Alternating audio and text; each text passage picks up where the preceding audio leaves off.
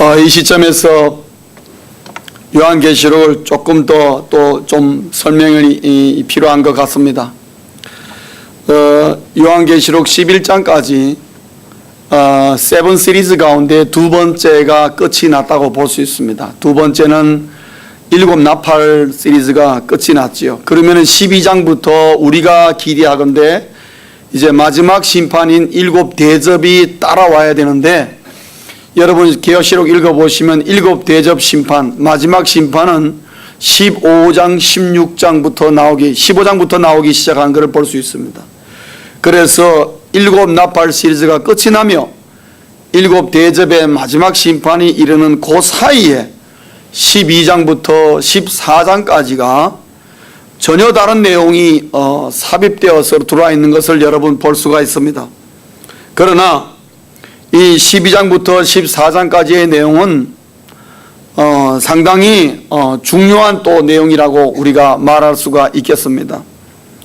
12장부터 14장까지의 내용을 통해서 우리에게 이 말씀은 사도 요한은 세 가지를 전해주길 원합니다. 그건 뭐냐면은 이 땅에 있는 교회 공동체, 교회, 그리고 이 땅에 엄연히 존재하고 있는 사탄과 그의 공동체, 그리고 천군 천사, 소위 말해서 천사의 군대, 하늘의 군대, 하늘 공동체, 이 세 가지의 공동체에 대한 얘기를 해주고, 그 다음에 이 세 가지의 공동체가 어떻게 연관되어 있고, 그리고 어떤 일들이 벌어질 것인가 하는 문제에 대해서 12장부터 14장까지 많은 상징들이 있지만, 그러나 이 세 가지를 다루고 있습니다. 그래서 오늘부터 몇 주간에 걸쳐서 바로 이들과의 문제를 우리가 다루며, 오늘은 우리가 12장 1절부터 6절까지의 말씀을 통해서 이 땅에 우리 존재하고 있는 교회 공동체와 그 다음에 이 붉은 용을 상징하는 사단과 그의 무리들, 어떻게 이것이 연관지어지나, 뭐 복잡하게 생각할 건 없습니다만은 이 사단의 무리, 붉은 용을 상징하는 사단의 무리가 어떻게 하나님의 교회를 지금도 공략하고 있느냐, 그리고 하나님의 공동체에 속한 우리 그리스도인들이 과연 어떻게 해야 되는 것이냐 하는 이런 문제를 다루게 되는 것입니다. 오늘 여러분 이 말씀을 통해서 우리에게 두 가지의 아주 중요한 교훈을 주고 있습니다. 첫째는 뭐냐 하면은 모든 그리스도인은 교회 공동체 안에 있어야 한다 하는 것을 말하고 있습니다. 교회 공동체, 오늘 여러분 본문 읽어보시면은 한 여자가 나옵니다. 이 여자가 누구냐에 대해서 뭐 많은 말들이 있습니다. 천주교는 이걸 마리아라고 그럽니다. 그렇기 때문에 마리아를 아주 우상화시키고 마리아를 굉장히 중요하게 다루죠. 그래서 여러분 성당이라든지 그 다음에 그런 천주교 계통 가서 보시면은 언제든지 그 성전 한가운데 보면 예수님 마리아 상이 있습니다. 그리고 마리아 상은 항상, 마리아는 누구를 품고 있습니까? 아기 예수를 품고 있습니다. 그래서 항상 아기 예수의 보호자가 마리아라는 것을 먼저 가르쳐주고 있고 그림을 통해서 나타내죠. 그래서 예수님의 부활과 승천의 모습은 항상 사이드에 나와 있습니다. 그리고 항상 정중앙에는 마리아가 아기 예수를 품고 있는 그런 장면을 우리가 여러분 성당 가면 다 볼 수가 있습니다. 그만큼 마리아를 중요하게 다루는데, 바로 이 12장에 나오는 이 여자를 마리아로 생각하기 때문에 아주 중요하게 다룹니다. 그러나 여러분이 성경을 우리가 요한계시록 전후좌우를 읽어보시면 이 여자는 마리아가 아니고 바로 하나님의 백성들의 공동체, 다시 말하면 교회 공동체를 상징하고 있다는 것입니다. 여러분 뒤에 보시면은 이 교회 공동체를 통해서 아이가 태어나는 모습을 보고 있습니다. 그 아이가 누굽니까? 메시아 예수 그리스도를 말하고 있는 것을 금방 알 수가 있습니다. 이런 내용들을 살펴볼 때에 이것은 바로 교회 공동체를 상징하는 모습을 우리에게 나타내고 있습니다. 다시 말하면 예수 믿는 모든 그리스도인들은 반드시 어디에 속해 있어야 된다는 것이죠? 하나님의 교회 공동체 안에 있어야 한다 하는 것입니다. 그러면 우리가 이런 질문을 할 수 있습니다. 왜 모든 그리스도인들은 교회 공동체에 속해만 하냐? 거기에는 세 가지 이유가 있다는 것이죠. 교회만 갖고 있는 특징이 있다는 것이죠. 그 세 가지, 첫째는 뭐냐 하면은 교회는 아름다움이 있다는 것입니다. 여러분, 뷰티는 좋은 것입니다. 더리보다는 낫지 않습니까? 더러움은 성경에 보면 항상 그것은 악함과 마귀가 만드는 것입니다. 무질서, 질서는 하나님의 것, 어두움은 항상 사단의 것입니다. 빛은 누굽니까? 예수 그리스도를 빛으로 상징합니다. 하나님의 교회 안에는 아름다움이 있다. 여러분 1절 보겠습니다. 하늘에 큰 이적이 보이니 해를 옷 입은 한 여자가 있는데 그 발 아래에는 달이 있고 그 머리에는 12별의 관을 썼더라. 그 여자의 모습을 그리고 있습니다. 그 여자가 마치 옷을 입었는데 그 옷이 뭐로 휘둘러 있다는 것입니다. 해가 두르고 있다는 것이죠. 그 발에는 뭐가 있다는 것입니까? 달이 있고 그 머리에는 뭐가 있다는 것이죠? 별이 있다는 것을 말하고 있습니다. 그러면 해와 달과 별들이 이 여자를 휘감고 있습니다. 그렇지요. 그렇다면 여러분, 해와 달과 별들이 가지고 있는 세 가지의 가지고 있는 공통점이 뭡니까? 그 공통점은 빛입니다, 여러분. 빛입니다. 그러니까 하나님의 교회 안에는 아름답다는 것은 뭐냐면 그곳에는 어두움이 없다는 것이죠. 빛이 있다는 것입니다. 그래서 어두움에 거하는 자가 교회 안에 들어오면 회개의 역사가 일어납니다. 왜요? 그 어둠이 물러가기 때문에, 빛으로 말미암아 어둠이 물러가기 때문에 더럽고 추하고 정말 어글리한 몹쓸 병과 죄악 가운데 있는 자라 할지라도 하나님의 교회 안에 있는 빛의 아름다움으로 말미암아 새롭게 창조함을 받는 곳이 하나님의 교회 공동체라는 것이죠. 그게 교회의 아름다움이라는 것입니다. 그래서 교회는 어두움이 존재할 수가 없도록 그 빛으로 말미암아 휘감겨 있어서 언제나 빛 가운데 있는 곳이 하나님의 교회라고. 그리고 빛은 언제나 아름답습니다. 여러분, 아무리 멋있는 옷이 있고 여러분은 아무리 이쁜 여자를 할지라도 칠흑 같은 한밤 속에 들어가 있으면 보입니까? 안 보입니까? 무슨 옷을 입고 있는지 서로 지나가다 부딪히지 않으면 천만다행이죠. 인물 얼마나 잘생겼냐 못생겼냐 아무 상관없습니다. 어두운 가운데는 뷰티가 없습니다, 여러분. 어두움 속에는 아름다움이 없습니다. 반드시 아름다움은 어디에 비춰져야 합니까? 빛에 비춰져야 그 아름다움이 묘사가 되고 표현이 되어집니다. 여러분, 오늘 다 이쁜 옷 다 입고 오셨는데 뭐 때문에 제가 그것을 식별할 수 있습니까? 빛 때문에 여러분 식별하는 것입니다. 그래서 빛은 항상 아름다움을 가져오고 빛 자체가 아름다움이라는 것이죠. 그래서 하나님의 교회 안에 있는 모든 주의 백성들은 하나님 보시기에 아름다운 모습이다. 더럽고 추해도 하나님이 빛으로 말미암아 깨끗하게 어둠을 몰아내고 빛 가운데 거하게 한다는 것이죠.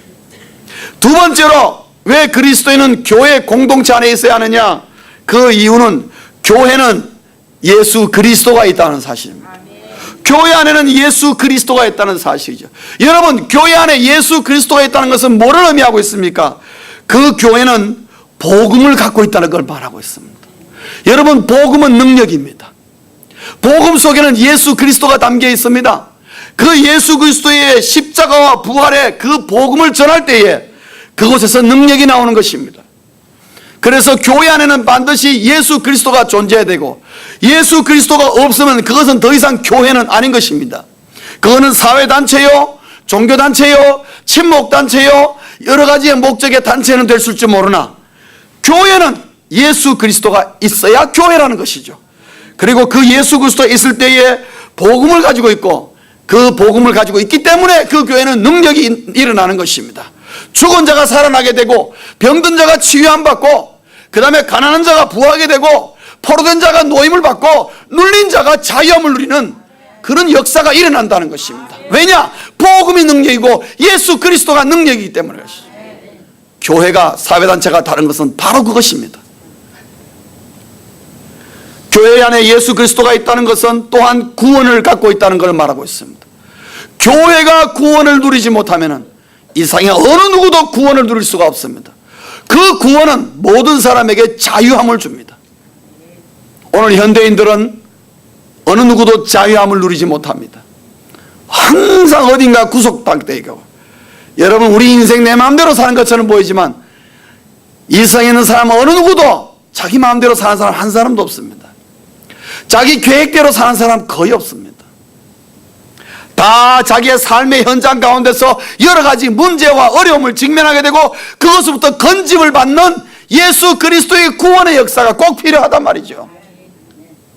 좋은 직장 필요하고요, 좋은 사업도 필요하고, 건강도 필요하고, 내 삶의 여러 가지 어떤 보이지 않는 갈등의 문제, 여러 문제로부터 우리가 자유함을 누리기 위해서는 예수 그리스도의 구원의 역사가 필요하단 말이에요. 그것이 어디 있느냐?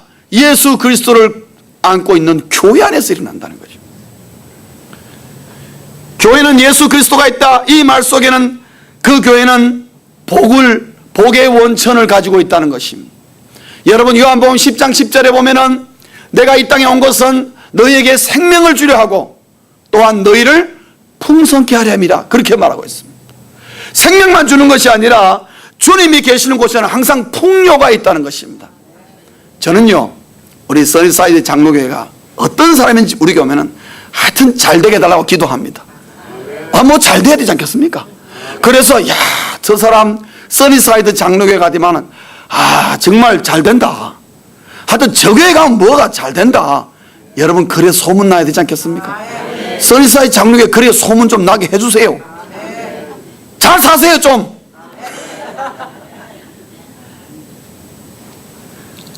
제가 말입니다,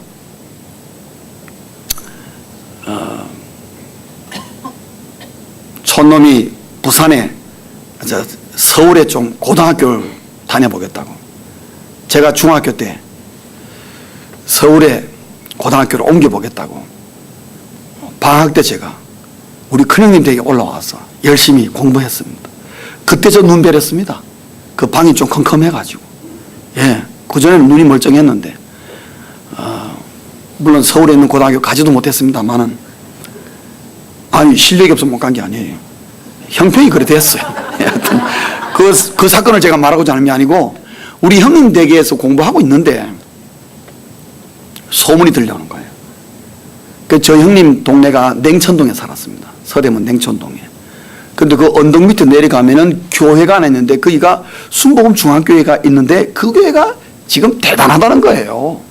그 누구든지 하여튼 그 교회 가면 뭔가 변화를 가면 하여튼 거기 가면은 뭐 일 난다 이거예요. 소문이 들려왔어요. 그래가지고 저 형님이 그 당시에 다른 교회 다녔는데 저 형님 따라가니까 교회가 너무 멀어요. 그래서 수요일 날 뭐 거기나 가보자. 그래가지고 그 서대문에 순복음 중앙교회가 옛날에 여러분 서대문에 있었습니다. 아십니까? 여의도에 있었던 게 아니에요. 여의도는 그 후에 있었어요. 서대문에 제가 갔어요. 수요 집회 갔어요. 수요 집회. 저 가가지고 뒤로 넘어질 뻔했습니다. 세상에 뭔 교회가 이런 교회가 다 있나. 막 그때는 저는 장로교 교인으로서 갔는데 가보니까 뭐 손 들고 북치고 막 난리가 났는데 보니까 예배가 아니라 아수라장이야, 아수라장. 그래서 뭔 예배가 이런 예배가 다 있나. 근데 막 하여튼 막 뜨겁기는 무지하게 뜨거운 거야. 막 인열에 뜨거운 것인지 아니면은 막 열심에 뜨거운지 모르지만 하여튼 막 뜨거워. 얼마나 뜨거운지 말로 못하게 뜨거워요. 막 예배를 드리는데, 예배를 드리고 나니까 그 다음에 또 우리 그 최하실 목사님, 지금 생각하니까 그분이 최하실 목사님이 나와가지고 흰옷 아래 위로 입고 위에 흰옷 이거 뭐지요? 모자 쓰고 나와서 또 계속 집회하는 거예요. 그래서 이 수요 예배 끝나지 않았어요. 끝났대. 그럼 뭐 하냐니까 뭐 또 한대요. 그래가지고 또 나가지도 못하고 했어. 왜 나갈 수가 없는 게 뒤를 돌아보니까 자리가 하나도 없어요. 어떻게 발 디딜 틈이 없어요. 그래서 나가질 못하고 정말 참고 있었는데 그 권사님이 나오셔서 막 또 지금 생각하니까 신유집회 하는 거야. 막 그런데 뭐 난리가 났어요. 무슨 병이 나왔고 뭐가 나왔고 해서 막 근데 지금 생각하니까 그때가 순복음 중앙교회가 그때가 가장 피크였던 것 같아요. 제 생각에는 불이 붙은 거 교회가 막. 그러니까 누구든지 오면은 병 낫고 누구든지 오면 잘 되는 거야. 그러니까 그 교회가 부흥 안 하겠어요? 하죠. 그래서 우리가 다른 거는 배울 필요 없는데 그 성령의 뜨거움으로 말미암아 교회가 변화를 경험하고 그리고 그로 말미암아 육신과 영과 모든 삶이 잘 되는 역사가 일어나는 교회가 우리 LA에 꼭 필요한 것 같아요. 근데 그게 우리 써니사이드 장로교회 됐으면 좋겠어요. 안 그래요? 예수 그리스도가 있는 교회는 원래 그걸 안고 있다 이 말이에요. 복의 원천을 안고 있다는 거예요. 주님이 이 땅에 오신 목적은 내가 너희를 풍성케 하라 함이라 주님 말씀하셨는데 우리는 생명을 얻었는데 그 풍성함을 놓치고 살 때가 너무 많은 거예요. 교회는 예수 그리스도가 있다, 바로 그것을 의미하고 있습니다. 더 나아가서는 교회는 예수 그리스도가 있다, 이 말 속에는 승리의 원천을 안고 있다는 겁니다. 하나 예수 그리스도가 있는 그 교회를 감히 누가 정복할 자가 없다는 것이죠.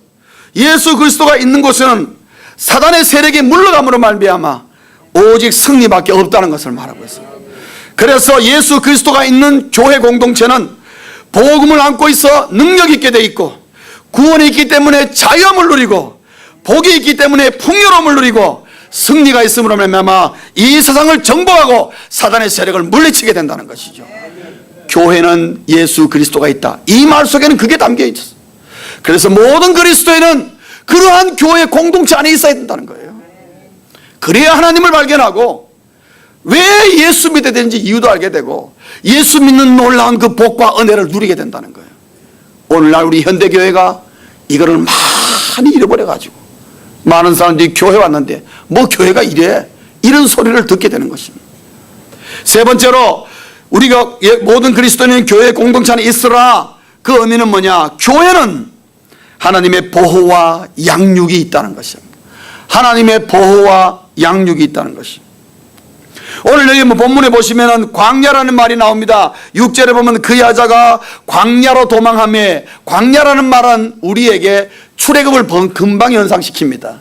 이스라엘 백성들이 애굽을 탈출해 나왔을 때에 그들이 40년 동안 어디 있었습니까? 광야 생활했습니다. 여러분, 광야는 우리 사람의 힘으로는 절대로 그 광야에 가 살 수가 없습니다.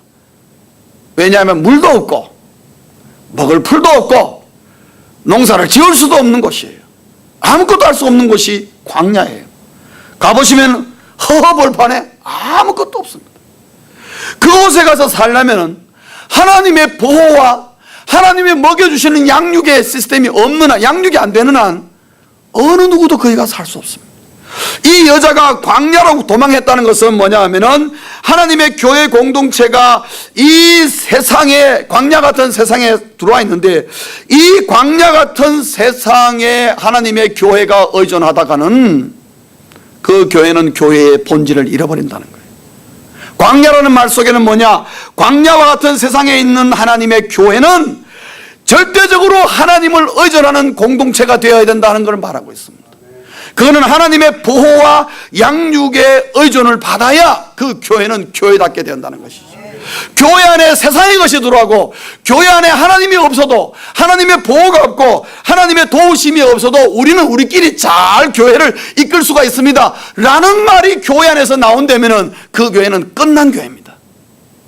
그게 아니라 교회 공동체가 모일 때마다 이 세상에 주지 못하는 것을 우리가 공급받고 하나님이 아니면은 우리가 존재할 수 없다는 그 고백이 교회 안에서 계속 나올 때에 그 교회는 교회다운 교회인 것입니다. 그런 의미에서 교회는 하나님의 보호와 양육이 있다 하는 것입니다. 교회 공동체 안에 있으라 세 가지입니다. 왜 그러느냐? 교회는 아름다움이 있다는 것이죠. 우리를 새롭게 하는 아름다움이 있습니다. 두 번째, 교회는 예수 그리스도가 있다. 세 번째, 교회는 하나님의 보호와 양육이 있다. 그래서 교회는 모든 그리스도인의 힘의 원천이라는 것입니다. 교회 안에서 회복받고 교회 안에서 무장받고 교회 안에서 영적인 모든 새로움과 그 다음에 고침과 새롭게 되어서 이 세상을 향하여 나아가서 예수 믿는 그리스도인으로서 주의 복음을 전하고 주님의 제자로서의 역할을 감당할 수 있지, 교회 공동체 안에 있지 않고는 어디 가서도 힘을 쓸 수 없는 그리스도인으로 전락할 수밖에 없습니다. 우리 한국에 한때 무교회주의가 유행했습니다. 그 교회 가봐야 밤낮 싸우고 시끄럽게 하니까 우리는 교회 필요 없다. 무교회주의자. 한국에서 무교회주의자로 가장 선봉에 섰던 사람이 바로 고 함석헌 씨였습니다. 나이 드신 분은 함석헌 씨가 누군지 알 겁니다. 우리 젊은 사람은 잘 모르지만 함석헌 씨가 생존해 계실 때에 우리 한국 교회 안에 무교회주의자가 많았습니다. 왜냐하면 그분이 교회 필요 없다. 교회 없어도 내 혼자 예수 잘 믿을 수 있다. 그렇게 생각했습니다. 성경 열심히 보면 되는 거지. 그렇게 아주 이성적으로 생각했습니다. 그래서 많은 사람이 함석헌 씨를 따랐습니다. 여러분 아시죠? 함석헌 씨 많이 따랐습니다. 그분이 죽고 난 다음에 한국교회 무교회주의자가 허지부지 되어버렸습니다만 제가 고속버스 안에서 무교회주의자 한 사람을 제가 만나본 적이 있습니다. 옛날에. 그럼 나는 교회 다니는데 자기는 교회 안 다닌대. 안 다니. 그럼 예수 잘 믿는데 자기 걱정하는데. 그럼 어디 가냐 그러니까 자기 광주에 간다 그러더라고. 광주에 뭐 때문에 하니까 무교회주의자들끼리 모이는 모임이 있대. 그런데 그거 교회 아니가? 모이지 말아야지 그러면 내가 그러니까. 그거 아무 말 안 하더라고요. 무교회주의라면서 왜 모이냐고. 각자 지파를 들고 다니지. 뭐 하려고 뭐 자기들이 모여가지고 뭐 어쩌고저쩌고. 그러면 그게 교회 아니냐? 그 교회니까. 당신들끼리 네트워크 연결 다 되어서 뭐 이렇게 지부 모임 있지? 그러니까 있대요. 그게 교회다. 다른 게 아니죠. 그게 예수 그리스도가 있으면 그곳이 교회다. 장소가 중요하냐? 사람 모이는 그곳이 호텔이 되건 어디가 되건 간에 그곳이 바로 주님이 계시면 그곳이 교회다 말이에요. 그렇게 얘기한 적이 있습니다만 교회 공동체 안에 속해 있는 것이 그리스도의 힘의 원천이요 회복과 무장의 현장이 바로 하나님의 교회 공동체고 하나님이 교회 공동체를 그렇게 만드셨다는 것입니다. 그 다음에 우리가 중요한 것은 뭐냐면은 교회는 용의 도전에 직면해 있다는 것입니다. 이 용은 여러분 9절 보시면 사탄을 말하고 있습니다. 교회 공동체는 보면은 세 가지의 아름다운 모습이 있습니다. 아름다운 빛의 아름다움이 있고 예수 그리스도가 있고 하나님의 보호와 양육이 있는데 이것이 교회의 본래의 아름다운 모습입니다. 모든 교회가 그래야 합니다. 그러나 이 교회는 동시에 용의 도전에 직면해 있다는 것입니다. 사단의 도전에 직면해 있습니다. 사단의 도전에 직면해서 이 사단의 공격에 하나님의 교회 공동체가 어떻게 대응하나에 따라서 그 교회의 모습이 결정되어 버리는 것입니다. 안타까운 것은 오늘날 많은 교회, 얼마나 많은 교회인지 어떤 교회인지 저는 모르겠지만은 이 용의 도전에 직면하여서 구멍이 뚫리고 패배를 당하고 한쪽 귀퉁이가 완전히 정복을 당하는 그런 교회도 없지 않다는 것입니다. 우리 사니사이 장로교회는 교회의 이 아름다운 하나님이 준 이 좋은 모습을 유지하기 위해서 용의 도전에 직면했다는 걸 우리가 알게 되고 교회를 가만 놔두지 않는 이 사단의 공격이 있다는 것을 우리가 감지하고 우리가 그들을 어떻게든지 대응하여서 승리하는 전략이 우리에게 필요하다는 것이죠. 그래서 오늘 본문은 우리에게 뭐를 가르쳐 주냐면 어떻게 이 용이 이 사탄이 교회를 도전하고 여러분들을 어떻게 공격하는가 하는 것을 우리에게 세 가지로 가르쳐 주는데 첫째는 사탄은 모방으로 도전하고 있다는 것입니다. 이 모방, 패러디의 귀재입니다.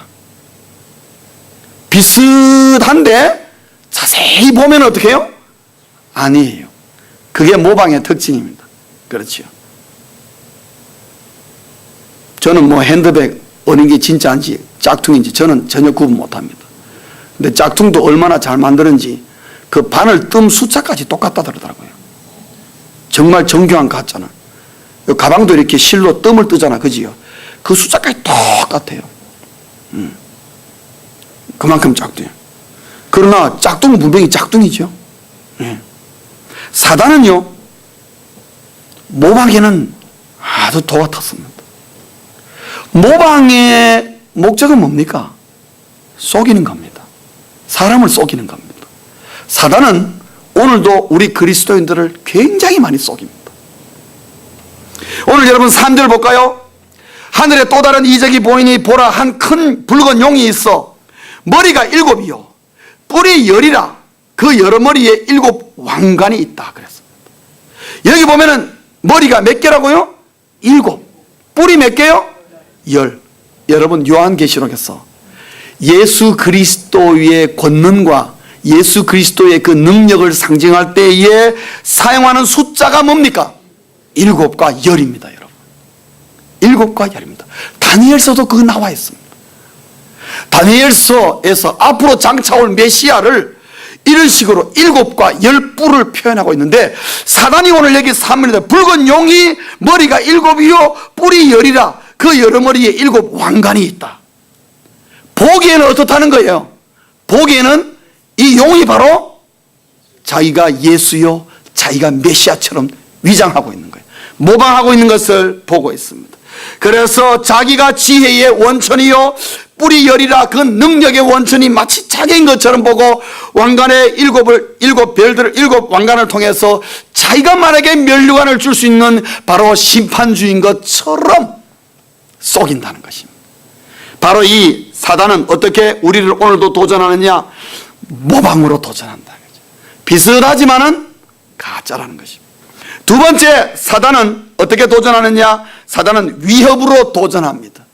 우리에게 공포와 두려움과 불안을 집어넣어서 항상 우리에게 도전하고 있습니다. 여러분은 삶 속에 근심 염려 가운데 늘 찌들어 계신 분 있습니까? 사단이 여러분을 도전하고 있다는 것을, 여러분을 공격하고 있다는 것을 빨리 깨우치면 깨우칠수록 그것으로부터 빠져나오는 것입니다. 근심 걱정하는 것 치고 내가 해결할 수 있는 거 있습니까? 없습니까? 없습니다. 사람은 내가 해결할 수 있는 것은 절대 그거 가지고 근심 염려 안 합니다. 근심 염려는 반드시 뭐 갖고 합니까? 내가 해결할 수 없는 거기 때문에 합니다. 그런 면을 볼 때 사단은 아주 우리에게 과시를 잘합니다. 오늘 여기 4절에 보면 그 꼬리가 하늘의 별 3분의 1을 끌어다가 땅에 던지더라. 이거는 뭐냐 하면은 자기도 능력이 있다는 걸 우리에게 보여준다는 거예요. 너 내 말 안 들으면 이 내 능력 봐라. 나도 능력이 있단 말이지. 네 나한테 당할 수 있다. 그 다음에 여러분 4절 마지막에 보면은 여자 앞에서 그가 해산하면 그 아이를 삼키고자 하더니, 그런데 그 아이를 삼켰습니까? 아닙니다. 못 삼켰습니다. 삼키고자 어떻게 해요? 폼은 모양새는 갖추고 있다는 것입니다. 우는 사자와 같이 우리에게 으르렁거립니다. 그러나 우리를 뭡니까? 안 뭡니까? 안 뭡니다, 여러분. 바로 이 사단의 특징은 뭐냐면 위협입니다. 그래서 자기의 능력을 과시하고 마치 예수 그리스도가 자기 손에 들어있는 것처럼 우리에게 위장하기도 하고 위협하고, 마치 자기가 전능의 힘을 가진 것처럼 자기 말을 안 들으면 당신은 죽는다는 식으로 우리를 위협을 통해서 우리를 도전하고 우리를 넘어뜨리려고 한다는 것이죠. 세 번째로 사단은 어떻게 도전하는가? 사단은 끈기로 도전하고 있습니다. 한 번, 두 번, 세 번으로 절대 포기하지 않습니다.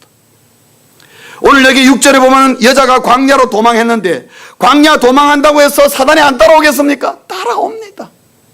이스라엘 백성들이 광야 40년 살면서 사단에게 얼마나 많이 당했습니까? 많이 당했죠. 광야까지로 따라간다는 것이죠. 이 사단은 포기하지 않습니다. 주님이 재림하시기까지는 포기하지 않는다는 거죠.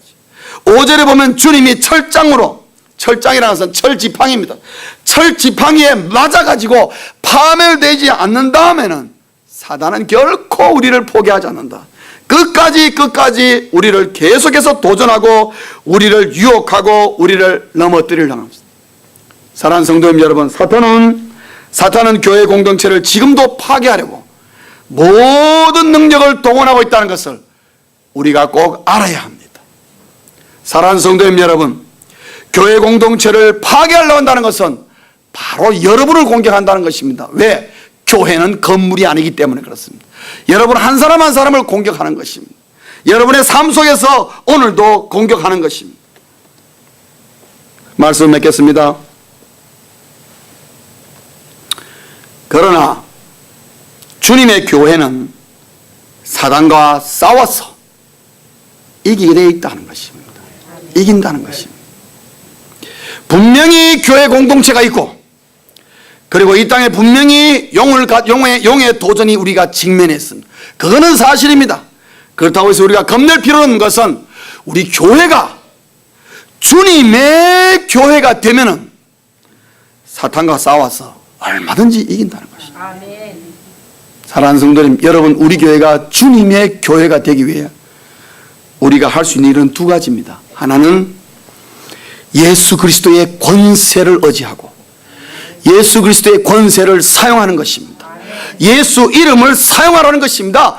예수 이름을 선포하십시오. 하나님의 임재를 선포하십시오. 여러분의 삶 가운데서, 여러분의 가정에서, 여러분의 직장에서, 여러분의 사업터에서 예수 그리스도의 권세를 사용하시고 예수 그리스도의 이름으로 물리치시면 반드시 승리하게 되어 있다. 주님의 권세를 사용하라. 그것이 바로 내가 주님의 교회라는 것을 말하고 있습니다. 여러분의 삶을 일주일 동안 살면서 주님의 이름을 제대로 부르지도 못하고 일주일 내내 지났다면 반드시 여러분은 사탄에게 당하고 있다는 것을 아셔야 됩니다. 그 다음에 중요한 것은 교회는 예수님을 빼앗기지 않아야 한다는 것입니다. 여러분의 삶 속에 예수님을 빼앗기지 않도록 해야 하는 것입니다. 예수님을 빼앗길 때는 반드시 내 마음에 분열이 일어납니다. 내 마음이 둘로 갈라집니다. 여러분, 의심은 반드시 내 마음을 둘로 갈라졌다는 것을 표현하고 있습니다. 사람이 의심이 생기는 것은 내 마음이 어떻게 해요? 둘로 갈라져 있다는 것을 말하고 있습니다. 의심은 사단이 집어넣는 것입니다. 의심인 하면은 예수님이 빼앗깁니다. 교회는 예수님을 빼앗기잖아요. 안타까운 것은 오늘날 교회가 예수님을 빼앗겨서 주님 예수 중심이 아니라 인간 중심의 교회들을 가끔 볼 때마다 가슴이 섬뜩한 것입니다. 아, 예수님 빼앗겼구나. 여러분, 주님을 빼앗긴 교회는 더 이상 교회가 아닙니다. 사랑하는 성도님 여러분, 우리 써니사이드 장로교회가 무슨 일이 있더라도 우리가 사단의 공격을 받을 수 있습니다. 사단이 오늘도 여러분을 괴롭히고 여러분을 어떤가 불안과 두려움에 빠뜨릴 수 있습니다. 그럼에도 불구하고 그럴수록 여러분 예수 그리스도를 빼앗기지 않도록 조심하십시오. 어떡할거나 하고 그거 밤새도록 고민하지 마시고 그 고민할 그 시간에 일어나서 무릎 꿇고 주님 앞에 기도하시라 이 말이죠. 왜 근심과 염려 말미암아 밤잠 못 자게 걱정하십니까?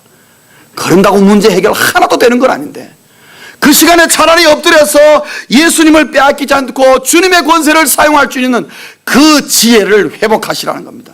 그게 바로 주님의 교회가, 우리의 가정이 주님의 교회가 되는 것이고 내 일터가 주님의 교회가 되고 내 삶이 주님의 교회가 되어서 사단과 싸워서 이기는 바로 열쇠가 되는 것입니다. 예수 그리스도의 권세와 그리고 결코 어떤 가운데 주님을 빼앗기지 않으면 말미암아 여러분의 삶이 주님의 교회가 되셔서 사단과 100번 싸워도 100번 이기는 승리자로 세워지는 우리 모두 될 수 있기를, 우리 몸된 교회 될 수